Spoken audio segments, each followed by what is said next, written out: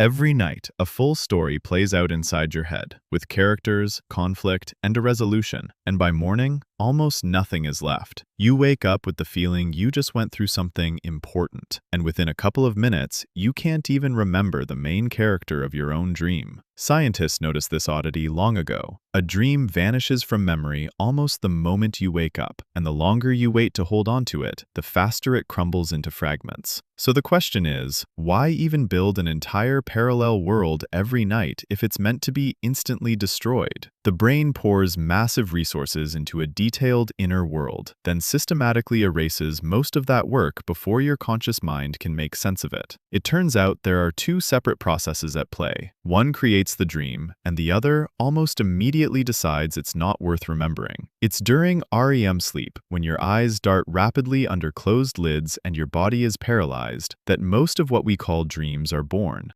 This phase was first described back in 1953 at the University of Chicago, after researchers noticed rapid eye movements in sleeping infants and a simultaneous surge of electrical activity in the brain. And there's a truly strange side effect of this phase. Inside a dream, time flows differently than in reality. An event that would take just a few seconds in waking life can feel like a long, drawn-out episode in a dream. Or the opposite. A whole rich storyline unfolds in just a couple of minutes before the alarm goes off. The brain is actually more active during dreaming than when you're awake. Yet that activity barely leaves a trace in long-term memory. Wake up just a few minutes earlier or later, and an entire night's worth of dreams has vanished completely. Maybe the dream content isn't what matters. Maybe dreams were never meant to be consciously remembered. Finnish researcher Antti Revonsuo proposed a radical idea in the early 2000s. Dreams are an ancient threat simulator. The brain recreates dangerous situations in a safe simulation to hone your responses to real threats before they ever happen in waking life.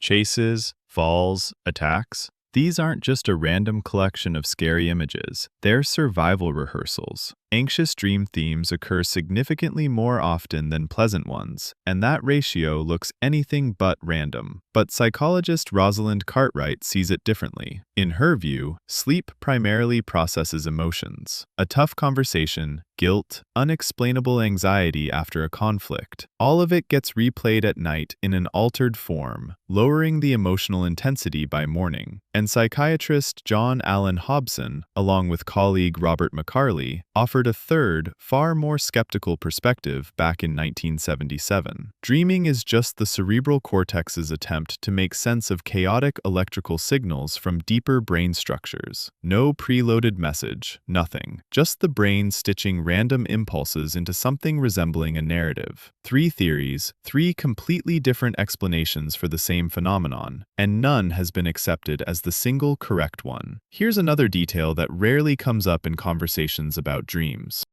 Taking certain antidepressants noticeably suppresses REM sleep, and after you stop the medication, REM sleep rebounds sharply, as if the body is catching up. That's one of the few direct pieces of evidence that the dreaming phase performs a real biological function. It doesn't just exist for no reason.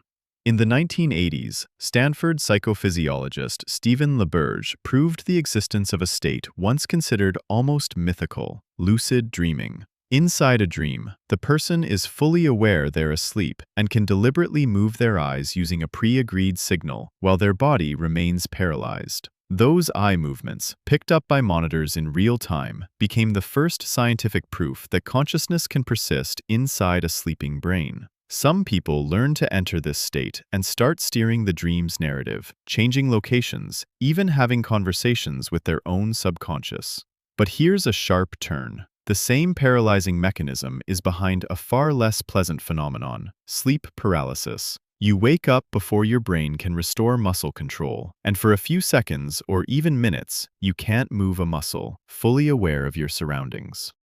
It's an extremely unsettling feeling, though it's really just a temporary mismatch between waking consciousness and muscle tone recovery.